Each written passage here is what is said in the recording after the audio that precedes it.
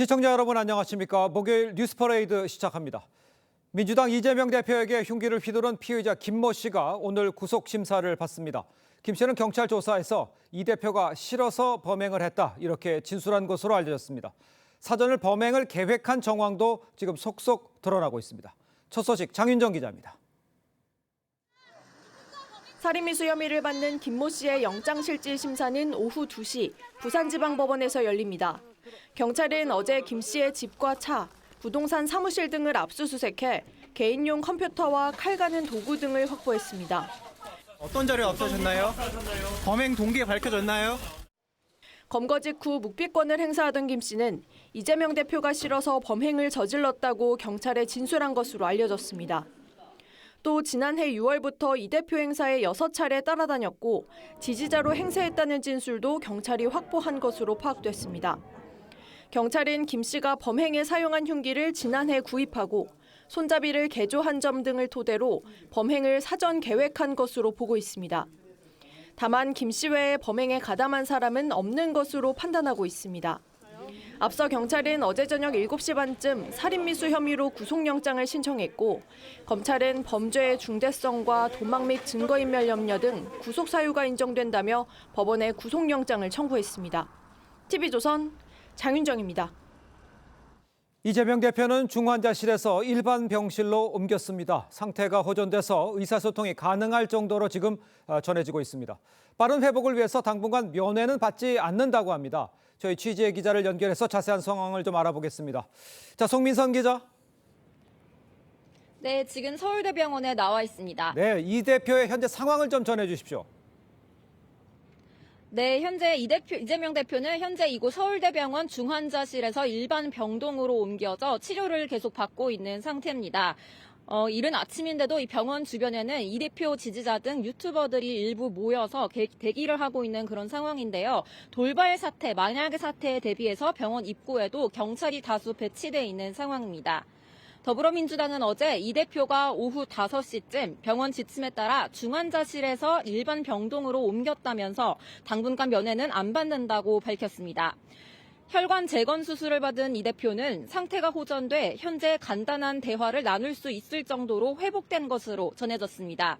하지만 혈전 출혈 등으로 주요 장기 부분에 휴유증이 우려가 돼서 안정은 더 필요한 상태인 것으로도 알려졌습니다.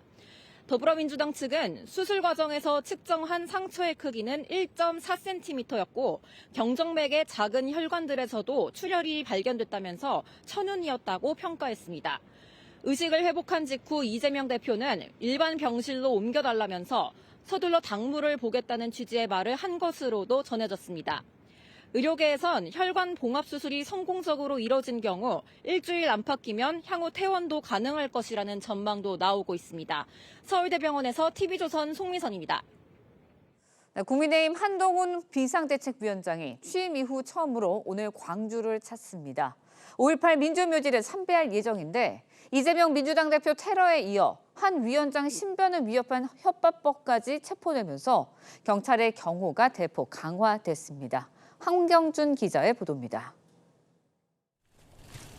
한동훈 위원장은 오늘 광주를 찾아 광주 학생 독립운동 기념탑을 방문한 뒤 국립 5.18 민주묘지를 참배할 예정입니다. 이후엔 국민의힘 충북 도당 등 충북 지역을 찾아 신년 인사에 나섭니다. 그제 대전과 대구를 방문한 데 이어 호남과 충북을 잇따라 방문하는 겁니다. 하지만 어제 한 위원장의 광주 방문을 앞두고 광주에 오면 가만두지 않겠다는 협박글이 올라와 긴장이 고조되고 있습니다. 글을 올린 40대 남성은 체포됐지만 이재명 대표 테러 직후여서 경찰은 현지 경호를 대폭 강화하기로 했습니다. 경찰 차원에서 지금 경호 강화가 된 것 같아요. 어제도 보니까 대전에서 사고 이후에 경호 인력들이 많이 배치가 됐더라고요. 한 위원장은 5.18 민주묘지를 참배한 뒤 국민통합 메시지를 낼 전망입니다. 어제는 대한노인회를 찾아 민경우 전 비대위원의 발언 논란을 수습했습니다. 여러분들에 대한 존중과 존경의 마음을 표시하는 것이 제 정치의 첫 출발이어야 한다고 생각했기 때문입니다. 한 위원장은 내일은 경기도, 8일엔 강원도를 각각 방문하는 등 전국 순회를 통한 외연 확장 활동을 이어갈 예정입니다. TV조선 황병준입니다. 네, 전해드린 대로 흉기 피습을 당한 민주당 이재명 대표 이 중환자실에서 일반 병실로 옮겨서 지금 회복 치료를 받고 있습니다. 자, 범행 동기가 아직 밝혀지지 않은 가운데 피의자의 당적을 둘러싼 논란은 지금 확산되고 있는 양상입니다. 네, 두 분과 함께 정치권 소식 자세히 짚어보도록 하겠습니다. 김영우 전 자유한국당 의원, 김효은 전 민주당 선대위 대변인 나오셨습니다. 안녕하세요. 안녕하세요. 반갑습니다.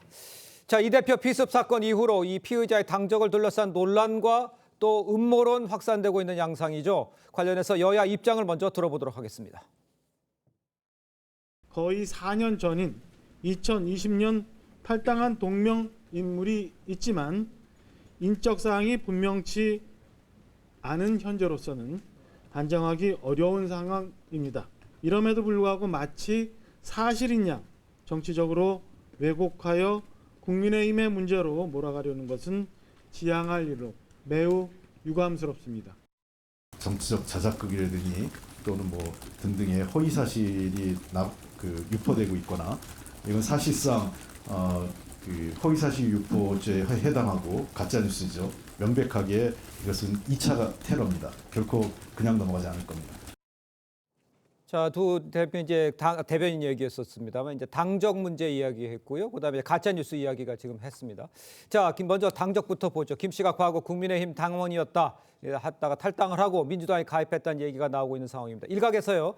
피의자의 당적은 뭐 이번 사건의 본질과는 관계가 없다. 뭐 이런 이야기도 하고 있습니다. 자, 이 그 당적 논란이 확산되는 이 양상은 어떻게 이해를 해야 됩니까? 그러니까 우리 정치가 이제 워낙 그 양당 간의 극단적인 정치가 지금 이루어지고 있지 않습니까? 예, 그렇죠. 그러니까 혐오 정치, 극단 정치가 이렇게 판을 치다 보니까 서로 이제 유리한 쪽으로 해석을 하려고 하는 그런 움직임이 좀 있는 거죠. 네네. 근데 기본적으로 정치인에 대한 그 물리적인 테러, 이런 테러는 그 당적하고는 관계가 없다고 봐야 되겠죠. 네. 하지만 중요한 것은 수사 결과가 지금은 제대로 발표된 적이 한 번도 없다는 겁니다. 이런 상황에서 이제 음모론이나 뭐 배우설이나 네. 이런 게 나오는 것은 조금 정말 안 좋은 거다. 그렇죠. 일단 이런 그 정치인에 대한 테러 자체는 민주주의에 대한 테러 아닙니까? 네. 이런 거 자체가 이제 문제가 되는 것인데 이걸 가지고 서로 유리하게 해석할 필요도 없고 예. 그래서도 안 된다. 그것은 오히려 더 혐오 정치와 증오 정치를 격화시키는 것밖에 안 되지 않습니까? 네네. 빨리 이제 수사 결과가 나와 봐야 되겠죠. 알겠습니다. 네, 수사 결과가 잘 나타나야 된다 이렇게 말씀해 주셨는데 경찰이 피의자의 집과 사무실에 대한 압수수색에 들어갔습니다. 네. 범행 동기 밝히는데 효과적일까요? 그러니까 지금 이 사람이 정말 끔찍한 테러, 그러니까 살인을 계획하고 실제 행한 거지 않습니까? 그렇기 때문에 이 사람이 왜 그랬을까? 뭐 개인적인 문제가 있냐, 아니면 정치적인 어떤 의도가 있느냐, 이제 여러 가지 지금 먹튀기 난무한 상황에서 그러면 결국 이 사람의 살해 동기에 대해서 정확히 나와주는 게 예. 가장 먼저인데 지금 그런 게 나오지 않은 상태에서 여러 가지 억측이 나오는 거고요. 예. 지금 얘기하는 것처럼 논란이랄지 음모론이 이렇게 난무하는데. 예. 항상 뭐 우리 사회 어떤 사회에서나 있던 현상이긴 하지만 음모라는 게 이번에 정치권에서 이제 너무 이게 심해지는 것이 그렇지 않습니까?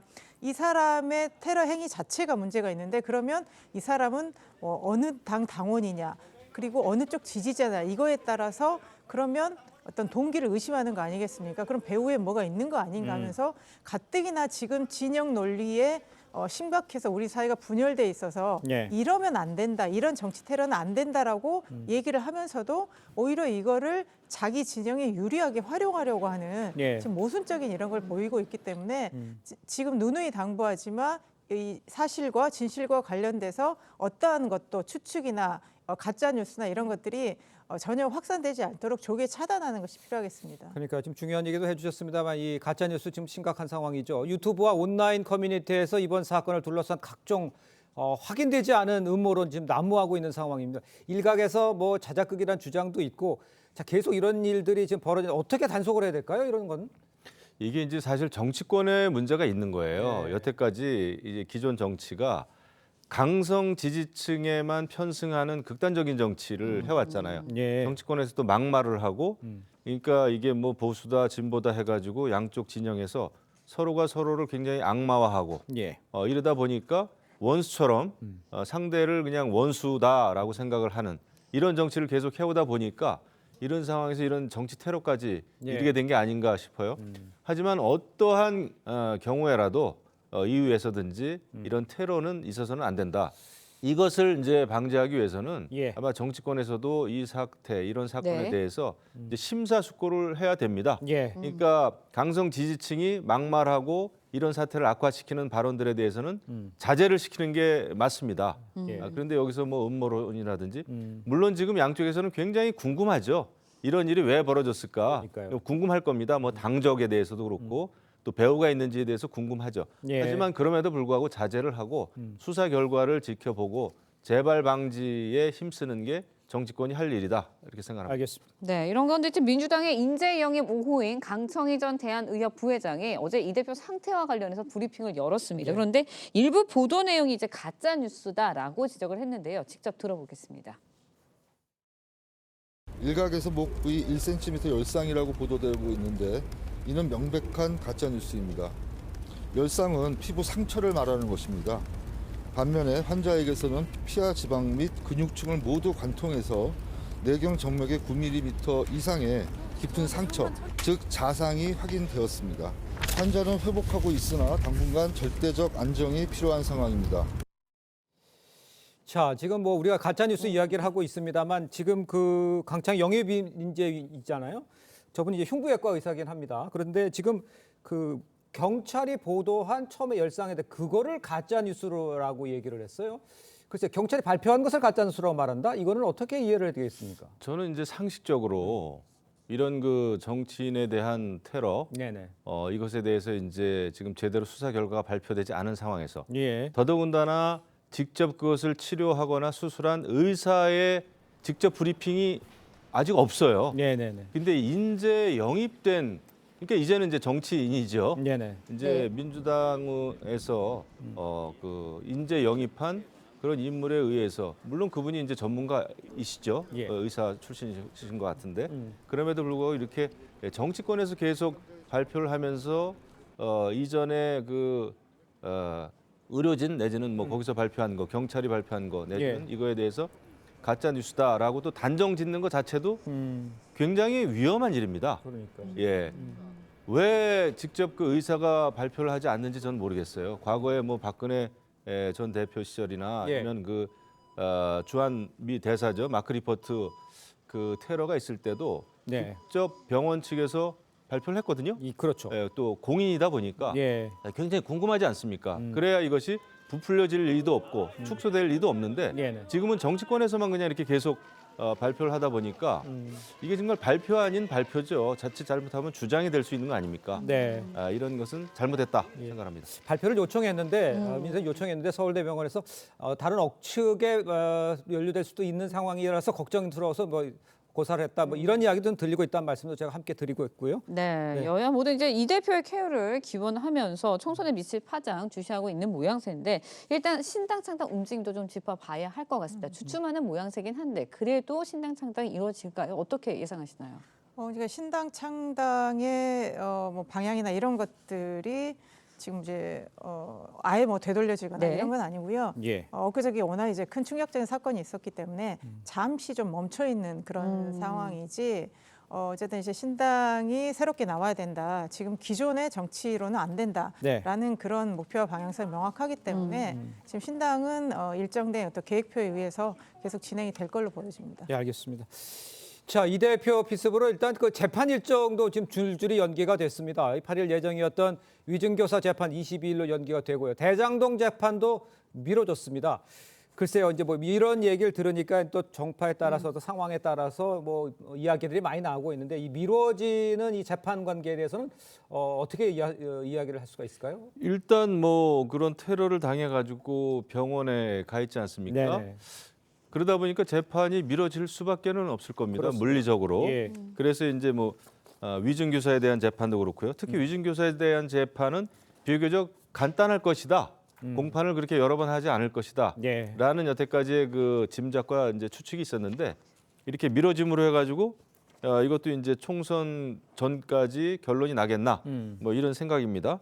뭐 대장동 사건도 마찬가지예요. 마찬가지죠. 전부 다 지금 미뤄지고 있는데 그래서 이게 이제 총선을 앞두고 이런 재판이 미뤄지고 이렇게 되면은 총선에 미치는 영향도 있겠죠.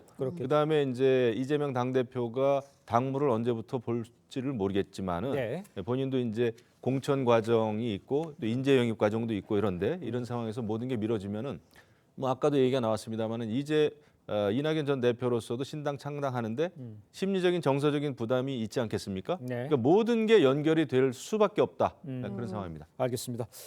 자, 다음으로 국민의힘 소식도 짚어보겠습니다. 어제 정부 신년 인사회에 참석한 이 한동훈 비대위원장 이 피습을 당한 이재명 대표의 쾌유를 기원을 했습니다. 그 모습 먼저 보고 이야기를 이어가겠습니다.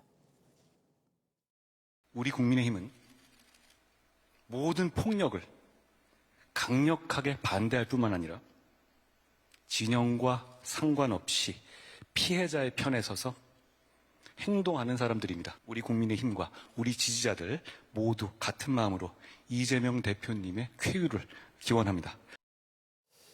자, 먼저 한동훈 위원장이 오늘 이제 광주를 찾아서 5.18 민주묘역을 방문할 예정이죠. 어제 한 위원장이 광주에 오면 가만두지 않겠다 이런 취지의 글을 올린 40대 남성 체포되기도 했습니다. 이 상황이 이렇게 돌아가면 굉장히 좀 경호에 상당히 신경을 많이 써야 될 것 같아요.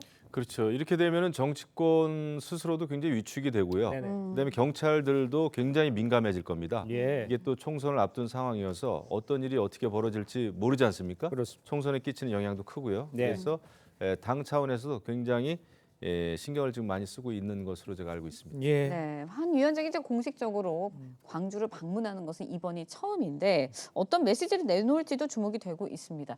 한 비대위원장의 광주 방문, 호남 민심 끌어올리는데 좀 역할이 될까요? 그러니까 이제 한동훈 위원장이 그 전에 법무부 장관이나 이런 시절에는 뭐 대구나 뭐 이런 기존의 국민의힘 보수 쪽 지지 지역에서는 여러 번 좀 선을 보였는데 과연 광주에서는 어떤 모습이고 어떤 말을 할까가 저도 상당히 좀 주목이 되는 상황입니다. 예. 뭔가 한동훈과 광주 5.18, 광주 정신, 민주화 이런 것들을 본인이 어떤 그동안의 자기 삶의 철학을 가지고 얘기할지가 좀 궁금하죠. 예. 지금 계속 얘기하는 뭐 동료 시민이나 이런 단어보다는 뭔가 좀 더 새롭고 더 깊이 있는 그런 메시지가 나가야 될 것 같다는 생각이 들고요. 예. 아마 이제 광주에서도 주목을 하겠죠.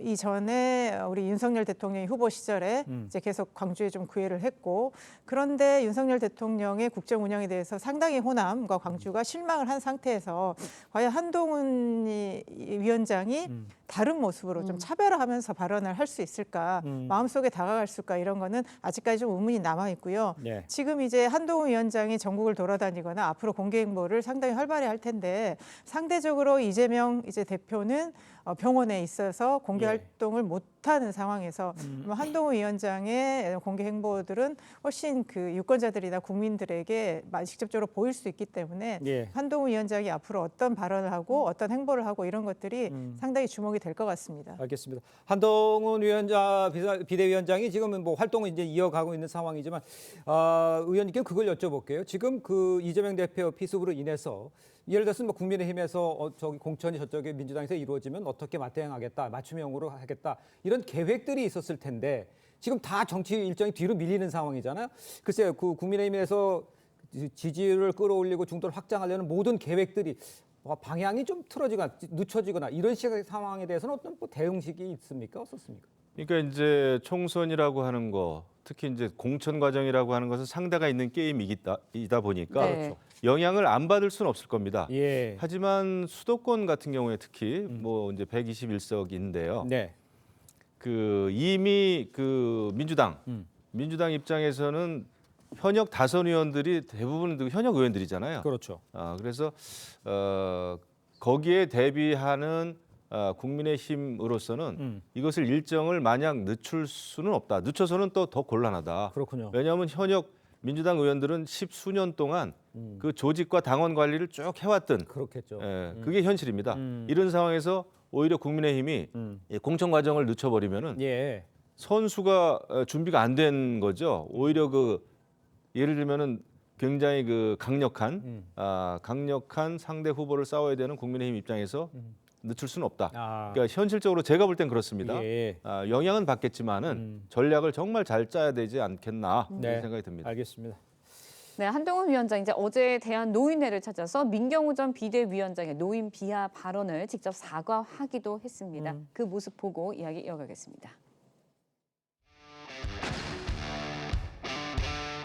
저희가 처음 출범하는 과정에서 본의 아니게 마음 아프게 해드린 점에 대해서 제가 제 책임입니다. 제가 정말 죄송하다는 말씀을 어르신 분께 드립니다. 그 노인을 빨리 죽으라 하면 그게 개량마저 죽으려면 아닙니까? 그게 그런 사람을 뽑았어요, 뽑기를. 제 책임입니다. 그 전에 김원정이 요 앉아가 내한테 막 호되게 혼이 났는데 또 이재명 씨는 사과를 하러 온다 하더니 결국은 오도 안 하고 이랬는데 한동훈 비대위원장은 막 신속하게 하루 만에 내가 성명 내니까 그 사람을 해촉을 하고 민첩하게 이래 하니까 대응하는 게 확실히 다르구나. 제가 잘할 마음으로 왔습니다. 이 정치를 시작하는 데 있어서 마음을 잘 갖추겠습니다.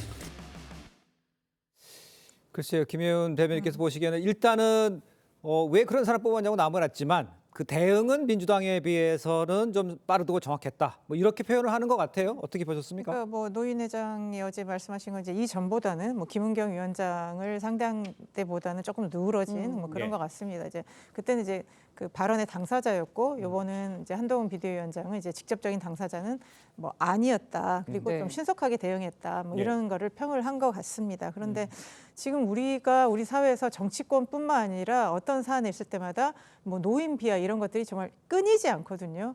그러면서 왜 이런 것들이 끊이지 않는가 이런 것들에서 좀 근본적인 이제는 좀 전환이 있어야 될 것 같습니다. 지금 뭐 정치 테러나 우리 양극화 이런 데 있어서도 뭐 상대를 인정하지 않는 부분, 상대에 대해서 지나치게 공격하는 부분 이런 것도 있고요.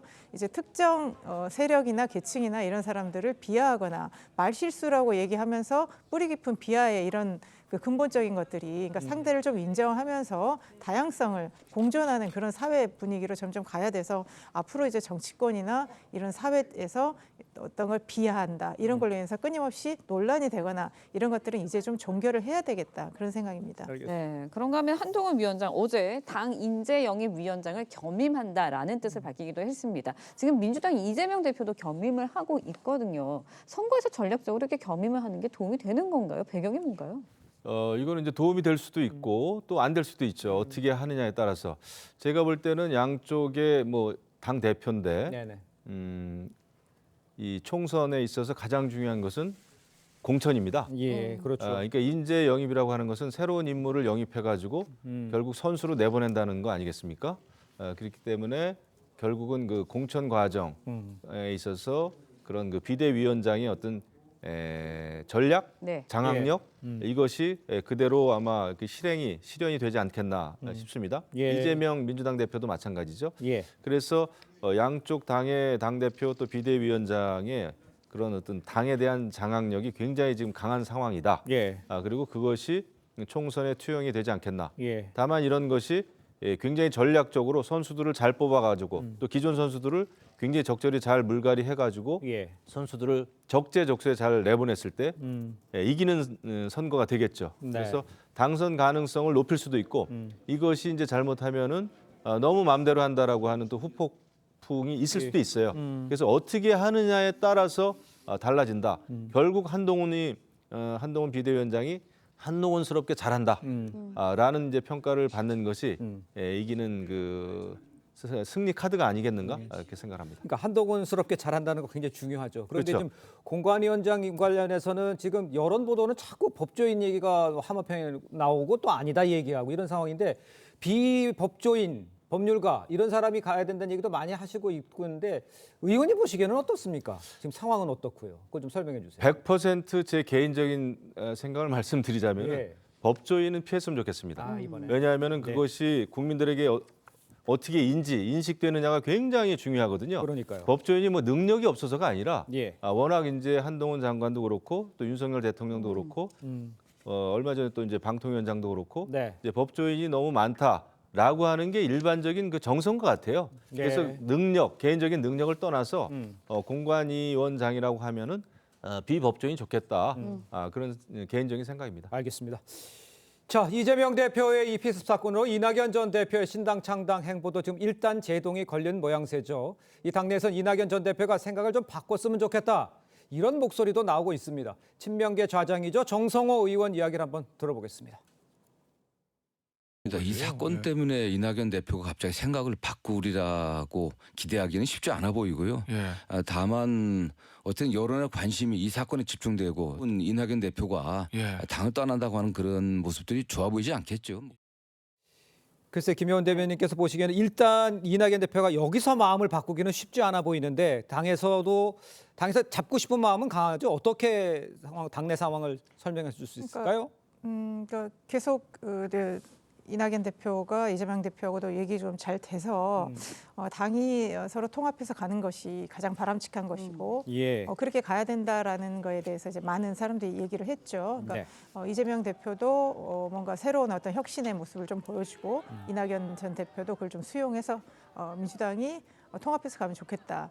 그게 가장 바람직하지만 이낙연 전 대표 입장에서는 민주당의 변화가 없는 상태에서는 새로운 정치를 할 수밖에 없다. 그렇게 확고한 상태입니다. 그 상태에서 그저께 이재명 대표 또 피습이 있어서 이게 약간의 어떤 멈춤에 일시적인 정지의 그런 상황이 있을 수는 있겠고 그리고 당에서도 이런 일까지 있었으니까 이제 정말 통합해서 가면 좋겠다 그런 마음은 많이 있겠습니다만 워낙 그 두 분의 갈 길이라 그럴까요? 이낙연 전 대표가 지난해 말에 이재명 대표의 회동을 끝으로 내 갈 길을 가겠다 이렇게 했기 때문에 아마 그 갈 길에서 다시 선회하기는 좀 어려운 상황인 것 같습니다. 네. 그런데 이제 앞서서 안민석 의원이 이낙연 신당 불가 발언을 했습니다. 친낙계에서 정치의 비정함을 실감했다 이런 반응도 나오기도 했는데 야권 분열 움직임 수습이 될 수 있다고 보십니까? 수습이 잘 안 될 겁니다.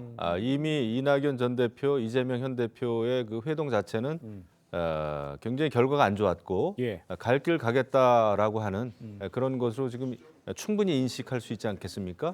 이런 상황에서 이제 시간의 문제겠죠. 이재명 당대표가 병상에 누워 있기 때문에 당장 지금 상황에서 분당, 신당, 창당과 관련된 메시지 발언은 자제를 좀 하지 않을까 싶어요. 며칠은. 하지만 기본적으로는 신당, 창당 쪽으로의 그 흐름을 다시 되돌리기에는 이미 늦었다. 그리고 아마 되돌릴 생각이 없을 겁니다. 생각이 다르다라고 하는 것을 확인한 상황이기 때문에 정치인으로서 아마 갈 길을 가지 않겠나 싶은데 조금 며칠간의 그런 그 시간상의 차이 요거는 있을 것이다 이렇게 예상이 됩니다. 알겠습니다. 그 이준석 전 대표 신당 움직임도 좀 살펴볼게요. 측근인 이 허은하 의원 비례대표 의원직을 포기하고 이준석 신당 합류를 선언했습니다. 글쎄요, 그 의원직을 포기하고 간다는 것도 평가할 만한 것도 있겠습니다만, 글쎄요, 돌아가는 상황을 봤을 때 밖에서 봤을 때는 파괴력 같은 건 어떻게 보십니까? 그러니까 이제 이준석 신당이 지난해 출범할 때 이준석 혼자 했다고 했을 때는 신당이 잘 안 되지 않느냐 이런 또 여론이 있다가 바로 이제 천하람 위원장이 또 탈당하고 예상은 됐지만 허은하 의원이 또 신속하게 비례대표 의원직까지 내려놓음으로 인해서 또 이준석 신당이 좀 속도를 붙는 건 아닌가. 그리고 며칠 사이에 당원들이 많이 또 합류를 했다. 이렇게 하면서 이제 그러면 뭔가 약간 힘을 받았다고 생각하는 이준석 대표가 어떤 메시지를 가지고 어떤 속도로 가져갈 것인가 이게 좀 주목이 되고요. 어쨌든 이제 허은하 의원이 비례대표직이 어쨌든 한 6개월 정도 남았는데 의원직을 던지고 합류했다는 것이 또 국민들에게는 그동안의 국회의원들은 자기 거 하나도 내려놓지 않는다. 그렇기 때문에 기득권 국회의원이라는 기득권 정치인이라는 그런 어떤 비판도 많이 받았는데 어쨌든 허은하 의원이 그거를 내려놓고 어떤 소신을 보여준다는 측면에서 어느 정도는 또 국민들한테 메시지가 있을 것이고 이게 이준석 신당이 처음에 주춤했던 것에서 약간의 또 속도를 붙을 수 있는 그런 요인은 될 것 같습니다. 알겠습니다. 네, 이준석 전 대표 중진급 인사와 접촉 중이다라는 입장을 밝히기도 했는데 현역 의원의 합류 가능성 어떻게 보시나요? 아직은 드러난 게 없습니다. 근데 오히려 지금 이제 탈당을 해서 이제 야당을 이제 만드는 건데 과거에 이제 천하용인이었다가 김용태 전 최고위원이 빠지면서 결국 지금 천하인으로 어떻게 보면은 쪼그라들었어요. 그러다 보니까 과연 신당이 지금 확장성을 가지고 이렇게 계속 확대, 팽창해 가고 있는 것인가, 세를 더 얻어 가고 있는 것인가 실질적으로 말이죠. 그거에 대해서는 아직 제대로 증명된 것은 없다고 봐야 되겠죠. 천하람, 그다음에 이가인 경기도의원이죠. 그다음에 이제 허은하 의원이 현직 의원으로서 그만두고 신당에 이제 합류한다고는 하지만 아직은 천하인이다. 아직은 천하인이다. 그리고 현역 국회의원들이 현재 그 이준석 신당에 합류하겠다고 하는 아직 증거는 없습니다. 그래서 결국은 근데 이준석 신당의 성공 여부는 한동훈 비대위가 이끄는 국민의힘이 어떻게 하느냐에 따라서 연관이 돼 있습니다. 국민의힘이 잘하면 이준석 신당의 설 자리가 그만큼 좁아질 것이고 국민의힘이 잘못하면은 이준석 신당이 또 계속 지금 여당과 윤석열 정부에 대해서 비판을 하고 있기 때문에 이게 결국 함수 관계에 있는 거죠. 그것을 우리가 좀 더 지켜봐야 되겠다. 이렇게 생각합니다. 알겠습니다. 자, 두 분 말씀은 여기까지 듣겠습니다. 고맙습니다. 고맙습니다. 감사합니다. 네, 지진이 강타한 일본 이시카와현 일대 여진이 이어지면서 구조 활동에 어려움을 겪고 있습니다. 지금까지 여진이 500차례 이상 발생했는데 사상자는 계속 늘고 피해 주민은 산소와 식량도 바닥나 어려움을 겪고 있습니다. 이정민 기자의 보도입니다. 쩍쩍 갈라진 도로 사이 버려진 차량이 위태롭게 끼어 있습니다. 무너진 주택 아래 곳곳에도 차량이 깔려 있습니다. 지진이 강타한 일본 이시카와현에서는 여진이 계속돼 구조 작업에도 어려움을 겪고 있습니다. 发生了非常强烈的余震，可以听到在这个周围地震的警报声已经响起了，声音非常的大。我们在这里可以非常明显的感受到这个地震。 일본 기상청은 첫 강진 이후 어제 오후까지 규모 5.6의 여진을 포함해 521차례의 여진이 관측됐다고 발표했습니다. 피해 지역 주민은 공포에 떨고 있습니다. 食べ物はやっぱり皆さん協力して分け合ってるんですけど、とにかく寒くて余震もすごいですし 여진 등으로 구조와 복구 작업이 더디게 진행되면서 32,500여 가구가 정전이 되고 95,000 가구의 물이 끊겼습니다. 이 때문에 임시 대피소엔 식수를 받으려는 줄이 길게 늘어집니다. 今は足りてますけど、やっぱり食事ですね。水とかはボランティアになっていただきましたけれども、どこ行くにもこの辺は車ですから。 이번 지진으로 지금까지 적어도 73명이 숨졌는데 붕괴 건물 아래 매몰자 구조 요청도 130건에 달합니다. 오늘 지진 피해 지역엔 50mm 안팎의 비까지 예보돼 산사태 등 추가 피해도 우려됩니다. TV조선 이정민입니다. 네, 새벽 5시 20분쯤 세종시 세종동에 있는 이 금빛 노을교에서 차량 30여 대가 잇따라 추돌하는 사고가 발생을 했습니다.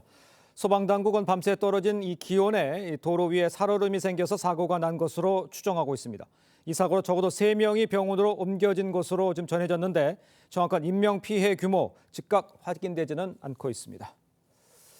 네, 이란에서 혁명수비대 슬레이마니 사령관 추모식 중 연쇄 폭발이 발생해서 103명이 숨지고 188명이 다쳤습니다. 현지 시간 3일 오후 수도 테헤란 남동쪽 케르만시의 솔레이마니 사령관 묘지 주변에서 수만 명이 참석한 추모식이 진행됐었는데 인근 도로 10분 간격으로 강력한 폭발이 잇따라 발생했습니다. 이란 정부는 폭탄 공격은 무고한 민간인을 죽이려는 음모라면서 애도의 날을 선포했습니다. 공항 세관이 여성 위생용품을 착용하고 입국하려던 남성이 의심스러워 몸수색을 했더니 대량의 필로폰이 나왔습니다. 검찰은 이 남성을 상대로 수사한 결과 태국과 필리핀 등에서 마약을 밀수해 판매한 일당 10명을 검거했습니다. 노도일 기자입니다. 한 30대 남성이 바지 안으로 손을 넣어 여성용품을 꺼냅니다. 여성용품을 뜯어보니 흰색 가루가 든 밀봉된 봉지가 나옵니다. 필리핀에서 필로폰 200g을 몰래 들여오려다 세관에 딱 걸린 겁니다. 검찰 조사 결과 운반책인 이 남성은 건당 300에서 500만 원을 받고 수차례 여성용품에 마약류를 숨겨 들여온 뒤 유통책 등의 다른 일당에게 건넸습니다. 여성용 위생용품에 넣어서 부착을 한 경우에는 그 걸음걸이나 외관상 그렇게 크게 티가 나지 않아서 보다 더 진화한 수법이라고. 검찰은 이 남성의 휴대폰 등을 분석해 필리핀과 태국 등에서 마약을 밀수해 판매한 일당 10명을 검거했습니다. 이들이 국내에 반입한 필로폰은 총 1.75kg으로 5만 8천 명이 투약 가능한 양입니다. 압수된 양은 400g에 그쳤습니다. 나머지 필로폰은 서울과 부산 등에 이미 풀렸습니다.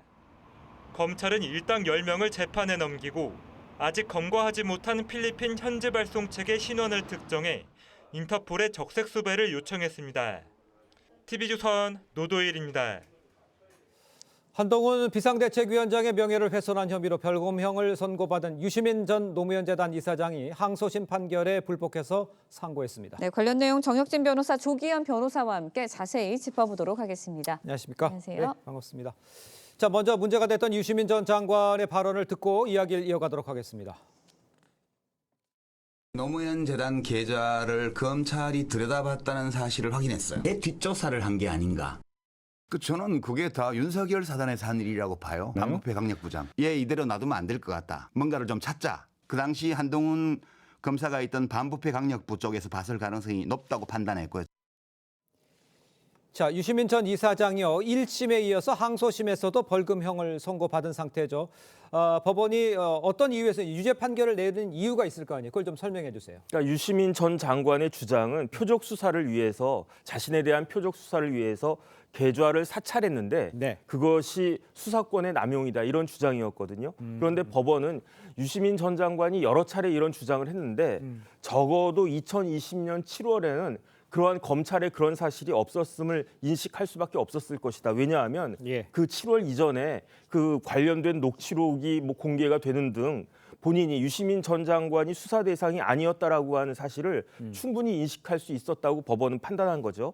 그럼에도 불구하고 유시민 전 장관이 저런 식으로 허위 사실을 공표한 것은 비방의 목적도 충분히 인정이 될 수 있다. 더군다나 유시민 전 장관은 어떤 사람입니까? 보건복지부 장관도 했고 국회의원도 2번이나 했고 그다음에 저 당시 2019년, 20년 저 당시는 유튜버였는데 구독자가 100만 명에 달하는 아주 파워풀한 유튜버였거든요. 그러니까 저런 지위에 있는 사람의 이야기는 여론 형성을 왜곡할 수 있는 충분한 그런 위험이 있다. 그렇기 때문에 그 명예훼손과 관련돼서 유죄가 성립될 수밖에 없다. 이렇게 1심과 2심이 판단한 것으로 보입니다. 그렇군요. 네, 일단 유 전 이사장은 항소심 결과가 나온 다음에 작은 오류를 가지고 법원이 유죄를 선고했다라면서 표현의 자유를 언급을 했습니다. 입장 어떻게 들으셨나요? 일단 이 판단에는 유시민 작가의 4월 인터뷰가 있고 7월 인터뷰가 있습니다. 네. 4월 인터뷰에 대해서는 무죄가 선고됐고요. 7월 인터뷰가 이제 부분이 유죄가 인정이 돼서 벌금형을 선고받은 것인데요. 유시민 작가의 입장에서는 4월과 7월이 어떤 구체적 상황에 어떤 변화가 있느냐 그리고 가사 문제가 있다고 하더라도 이 평론가로서 또 작가로서 이 폭넓게 인정돼야 되는 표현의 자유 범위 안에 있는 게 아니냐라는 주장을 하고 있는 것이고요. 또 이 허위사실 명예훼손죄가 인정이 되기 위해서는 사실에 적시해야 됩니다. 의견 표명 정도라고 하면 대법원에서는 허위사실 명예훼손을 보지는 않거든요. 이 유시민 작가의 주장은 한동훈 장관이 있는 반부패부에서 들여다본 것 같다. 그런 가능성이 있다는 정도의 내용이기 때문에 의견의 표명으로 봐야 된다는 주장을 지금도 계속 유지하고 있는 것으로 알겠습니다. 일단 검찰도 지금 상고한 상태잖아요. 그러면 검찰 상고한 이유는 어디서 볼 수 있습니까? 이 죄명이 라디오에 의한 명예훼손죄거든요. 그런데 라디오에 의해서 허위 사실을 주장하면서 명예훼손을 한 경우에는 형법에 어떻게 규정되어 있느냐? 7년 이하 징역이나 1,500만 원 이하 벌금으로 규정이 돼 있단 말이에요. 그런데 양형 기준도 이러한 범죄에 대해서는 기본적으로 6개월 이상 1년 4개월 미만의 이하의 그러한 그 실형을 선고하도록 양형 기준에서 정하고 있는데 그런데 이제 감경이 되게 되면 벌금형도 될 수 있는데 감경 사유 제가 찾아봤더니 진지한 반성, 전과도 없어야 되고 상당한 피해 회복, 손해배상 같은 것들 그다음에 이런 전파 가능성도 없어야 된다. 이런 것들이 감경 사유인데 제가 봤을 때 유시민 전 장관이 진지한 반성을 하고 있나? 그다음에 상당한 피해를 회복하고 있나? 그것이 안 되니까 지금 민사소송까지 한동훈 그 비대위원장이 하고 있는 거 아니겠습니까? 그다음에 조금 전 말씀드린 것처럼 100만 유튜브 그 구독자를 거느린 유튜버이기 때문에 전파 가능성도 굉장히 높은데 유죄로 됐음에도 불구하고 형량은 사실 500만 원밖에 안 되기 때문에 상당히 낮은 것이 아닌가. 저는 그렇기 때문에 검찰에서 마찬가지로 그 상고를 한 것이 아닌가 그런 생각이 듭니다. 자, 다음 소식도 짧게 좀 알아보도록 하겠습니다. 배우 고 이선균 씨 협박해서 돈을 뜯어낸 혐의로 구속된 20대 여성이 있습니다. 아동학대 혐의로 고발이 됐어요. 글쎄 아동학대 혐의 이게 적용될 가능성은 어떻게 보십니까? 아동학대가 뭐냐면요. 예. 성인이 아동의 건강이나 복지를 해치거나 정상적 발달을 저해할 수 있는 신체적, 정신적, 성적 폭력 또는 가혹 행위를 아동학대라고 규정하고 네. 있는데 네. 아동복지법은 어떻게 규정하고 있냐면요. 아동의 정신 건강 및 발달에 해를 끼치는 정서적 학대 행위를 하면 안 된다. 만약에 이런 행위를 했을 경우에는 5년 이하 징역이나 5천만 원 이하 벌금에 처해질 수 있다. 이렇게 규정하고 있거든요. 예. 그런데 아무리 자기의 아이라고 하더라도 이제 한 돌밖에 안 된 그런 아이를 그렇게 이제 데리고 가가지고 그다음에 다른 데도 아니고 법원에 가는 거 아니겠습니까? 영장 실질 심사 받으러 가는 거 아니겠습니까? 그런데 카메라 및 인파에 이렇게 많이 노출시킨 것이 아동 학대에 해당될 수도 있지 않을까 저는 그런 생각이 드는데요. 이 부분에 대해서 검찰과 법원의 판단이 어떻게 나올지 좀 기다려 봐야 될 것 같습니다. 예. 네, 아동 학대에 해당되지 않을까라는 말씀해 주셨는데 시민단체에서는 일단은 가명을 위해서 아동을 이용했다 이렇게 주장을 하면서 고발을 한 상태거든요. 예, 이 PC 관련된 내용을 보도한 유튜브 채널 등에 이 보도된 내용을 보면 네네. 이 PC가 평소에 아이에 대해서 그렇게 이 애정을 갖거나 집착하거나 양육에 관심을 기울이지 않았다는 보도들이 있습니다. 네. 그런 걸 고려해 보면 굳이 그날 영장 실질 심사가 있는 날까지 아이를 데려갈 필요가 없었다. 그러면 목적은 결국에 영장 실질 심사에서 유리한 결과를 이끌어나기 위해서 아이를 이용한 것으로 볼 수밖에 없다는 판단을 한 것으로 보입니다. 알겠습니다. 자, 두 분 말씀은 여기까지 듣겠습니다. 고맙습니다. 고맙습니다. 감사합니다. 네, 유동성 위기로 워크아웃을 신청한 태영건설이 어제 채권단에게 자구책을 설명을 했습니다. 이 자리에서 창업주인 윤세영 회장이 기회를 주면 사력을 다해 살릴 거라며 눈물로 호소했지만 채권단의 반응은 차가웠습니다. 최수용 기자의 보도입니다. 태영건설 채권단 설명회. 400여 곳의 채권단 관계자 700명이 한자리에 모였습니다. 구순의 나이에 다시 경영일선에 복귀한 윤세영 태영건설 창업주는 직접 설명회에 참석해 지난 몇 년간의 PF 사업 성과를 과신했다며 기회를 주면 임직원 모두 사력을 다해 태영을 살려나겠다고 호소했습니다. 태영그룹은 계열사인 태영인더스트리 매각 대금 1,549억 원을 태영건설에 지원하고 계열사 블루원 지분을 담보로 제공해 매각을 추진하는 4개 대책을 자구안으로 내놨습니다. 하지만 채권단이 기대했던 사제 출연이나 SBS 지분 매각안은 없었습니다. 주 채권은행인 산업은행은 회생 의지가 보이지 않는다며 예정에 없던 긴급 브리핑까지 열었습니다. 태영 측이 문제 해결의 진정성을 보여주지 않는다면 채권단의 원만한 협조와 시장 신뢰 회복을 이끌어낼지 매우 우려됩니다. 다른 채권자의 반응도 냉담합니다. SBS 매각에 대한 이야기도 나왔는데 확답을 안 하더라고요. 자구책이 그런 의지가 있는 것 같진 않네요. 태영건설은 뒤늦게 사제 출연을 검토하겠다고 했지만 채권단 간의 이견을 좁히려면 진통이 예상됩니다. 태영건설의 워크아웃 여부를 결정하는 운명의 날은 오는 11일. 여기서 채권단 75% 이상의 동의를 얻어야만 워크아웃에 들어갑니다. TV조선 최수용입니다. 네, 설 명절을 한 달여 앞으로 앞두고 이 과일과 채소 가격 고공행진을 지금 이어가고 있습니다. 네, 관련 내용 이인철 참좋은경제연구소장과 함께 자세히 짚어보도록 하겠습니다. 안녕하십니까? 안녕하세요. 장보기 힘들다, 어렵다, 무섭다 이런 얘기 많이 하고 있는데 과일, 채소 어떤 품목들이 얼마나 올랐습니까? 그렇습니다. 아마 지난해부터 매달 한 번씩은 물가 너무 뛰었습니다라는 얘기를 하게 되는데요. 네. 새해 들어서도 과일 가격, 채소 가격이 고공행진하고 있습니다. 특히나 특징적인 것이 채소값이 과일 가격을 추월하고 있습니다. 사실 과일값은 지난해 작황이 워낙 부진했기 때문에 새해 햇과일이 나올 때까지는 가격이 오를 수밖에 없는 구조입니다. 문제는 채소값인데요. 1년에 수차례 재배가 가능합니다. 그런데 지난달 한파 폭설의 영향으로 채소 가격이 급등하고 있는데 금사과를 이긴 게 바로 대파입니다. 대파가 50% 넘게 1년 전에 비해서 가격이 뛰었고요. 예. 쪽파, 오이 모두 40% 이상 올랐습니다. 네. 그렇다고 해서 사과가 많이 떨어졌느냐? 사과 역시 1년 전에 비해서 35% 더 늘었습니다. 예. 그러나 문제는 이제 이 채소가 여기에 그치지 않고 배추, 풋고추, 애호박, 미나리, 깻잎, 피망 모두 다 1년 전에 비해서 가격이 뛰었습니다. 네, 그런데 생산량이 줄어든 게 과일과 채소값 폭등의 가장 큰 원인이다. 이렇게 지목이 되고 있다고요? 맞습니다. 지난해 워낙 이제 이상 기온이 좀 심했죠. 네. 한파와 이제 이 이상 기온이 이어지다 보니까 기후의 영향을 받고 특히나 노지 생산량이 많은 이제 과일 채소 물량이 상당히 줄었어요. 실제로 사과일 같은 경우에는 지난해 생산량이 30% 넘게 급감을 했고요. 예. 특히 이제 사과 경우에는 재배 면적까지 줄었습니다. 농촌이 고령화되다 보니까 일손이 많이 들어가는 이런 이제 과일 재배를 포기한 농가들이 좀 늘고 있는 상황이고, 네네. 뭐 이러다 보니까 사실은 아니 이러려면 이 차라리 채소를 직접 재배해서 먹을까? 이런 사람들 지금 늘고 있는 상황입니다. 예, 설 명절이 이제 코앞인데 그렇다면 뭐 정부가 내놓은 대책 같은 게 좀 있습니까? 그렇습니다. 설 수요가 가장 많은 게 고기류, 채소류, 그리고 과일류거든요. 그렇겠죠. 네. 근데 고기류는 오히려 가격이 떨어지고 있습니다.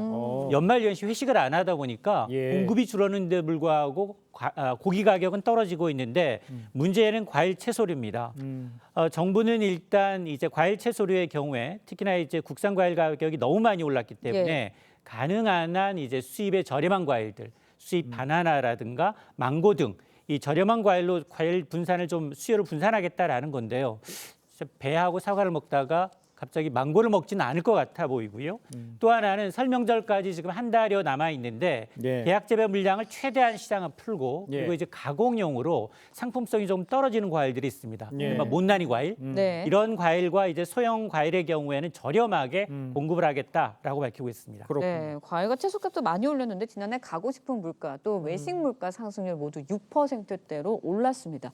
외식 물가 너무 올랐거든요. 맞습니다. 사실 가처분 소득, 임의대로 쓸 수 있는 소득은 거의 제자리 걸음했습니다. 네. 1% 정도 오른 데 그쳤는데 네. 그러나 물가, 외식 물가는 6%입니다. 지난해 전체 소비자 물가 상승률이 3.3%였으니까 외식 물가는 한 1.7배 정도 높고요. 예. 그리고 가공식품 물가 역시 6.8% 뛰었기 때문에 거의 전체 소비자 물가 상승률의 2배에 달하고 있는 상황인데 예. 외식 물가는 지난 2013년 이후 네. 11년째 전체 물가 상승률을 웃돌고 있는 상황인데 자 이러다 보니까 이게 지금 먹거리 물가 부담이 예. 상당히 다른 품목에 비해서 가중되고 있다라는 이제 불만의 목소리가 나오고 있는데 서울에서 10,000원으로 점심을 때울 수 있는 게 4개로 줄었습니다. 예. 김밥, 짜장면, 칼국수, 김치찌개 백반뿐인데요. 아마 칼국수도 조만간 10,000원 이상으로 뛸 가능성이 높습니다. 알겠습니다. 저희가 계속 뭐 오른다 물가 오른다만 이야기하는 것 같습니다. 정부가 좀 확실한 대책을 좀 내놨으면 하는 바람입니다. 네. 오늘 말씀 여기까지 듣겠습니다. 고맙습니다. 고맙습니다. 자, 지난해 7월 태어난 쌍둥이 판다가 오늘부터 일반 관람객을 직접 만나게 됩니다. 어제 하루 먼저 언론에 공개가 됐는데 모든 게 신기하면서도 낯설어하는 모습이 귀엽기만 합니다. 지선호 기자의 보도입니다. 엄마 아이바오가 실내 방사장으로 나오고 곧이어 모습을 나타낸 쌍둥이 아기 판다. 발을 떼지 못하고 문 앞을 서성입니다. 갑자기 많은 카메라 분들을 보고 살짝 긴장을 했어요. 실내 방사장이 아직 낯설어 흙을 입에 대보기도 하고 이것저것 만져보느라 정신이 없습니다. 쌍둥이가 많이 커서 여유가 생긴 엄마 아이바오는 옆에서 느긋하게 대나무 잎을 뜯습니다. 처음 태어났을 때 200g이 안 됐던 쌍둥이 몸무게는 11kg까지 늘었습니다. 나무벽을 타고 오르거나 외나무 다리를 건너는 것도 거침이 없습니다. 쌍둥이 판다는 그동안 사육사의 밀착 관리가 필요한 탓에 이렇게 화면을 통해서만 볼 수 있었는데요. 앞으로는 방사장에 나온 이 쌍둥이 판다를 직접 만나볼 수 있게 됩니다. 아무래도 컨텐츠로서 이제 많이 나오고 있다 보니까 외부에 그래서 좀 더 기대감이 높은 것 같아요. 에버랜드 측은 쌍둥이들이 관람객과의 만남에 잘 적응할 수 있도록 당분간 오전 일부 시간에만 공개할 예정입니다. 관람 숫자를 조금씩 한 20명서부터 천천히 늘려갈 거고요. 관람 시간도 서서히 상태에 따라서 조금 증가를 시킬 거거든요. 세계에서 드물게 동물원에서 자연 번식으로 태어난 쌍둥이 판다는 관람객의 사랑 속에 쑥쑥 자라나 내년 여름엔 몸무게 80kg 안팎의 어른으로 성장하게 됩니다. TV조선 지선호입니다.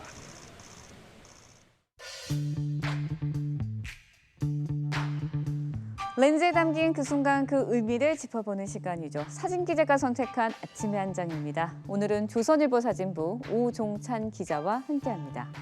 안녕하세요. 오늘 아침에 볼 사진 어떤 건가요? 네, 어제 부산의 한 초등학교에서 예비 초등학생들이 교실을 들여다보고 있는 장면입니다. 요즘 전국의 초등학교마다 신입생 예비 소집이 진행되고 있습니다. 아이들이 부모님과 함께 처음으로 학교에 가보는 순간인데요. 그 현장의 모습들 함께 보시죠. 부산 해운대구 송수초등학교의 예비 소집일이었습니다. 예비 초등학생들에겐 학교가 마냥 신기하기만 합니다.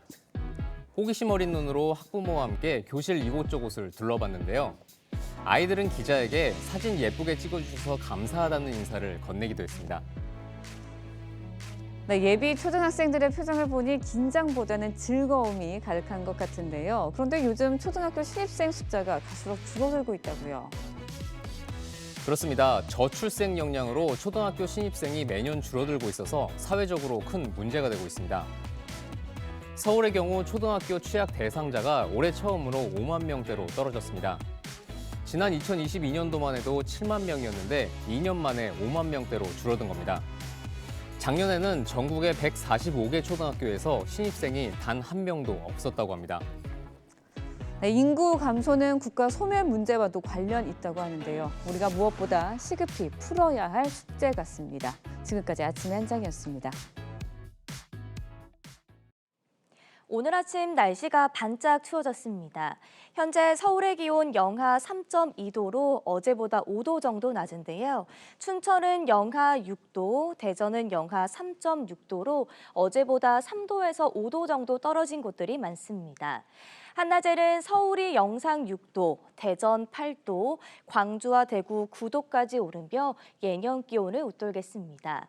오늘 전국 하늘 대체로 맑다가 중부지방은 오후부터 차츰 구름이 많아지겠습니다. 또 아침까지는 내륙에 짙은 안개가 끼는 곳이 있겠습니다. 오늘도 공기질이 탁하겠는데요.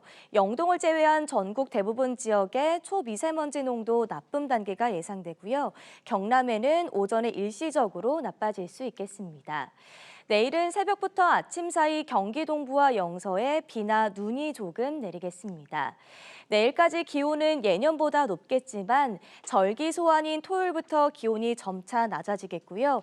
특히 다음 주 월요일에는 아침 기온이 영하 8도까지 떨어지겠습니다. 날씨였습니다. 네, 이상으로 목요일 뉴스퍼레이드 마칩니다. 네, 저희는 내일 아침 7시 30분에 다시 찾아뵙겠습니다. 시청해주신 여러분 고맙습니다.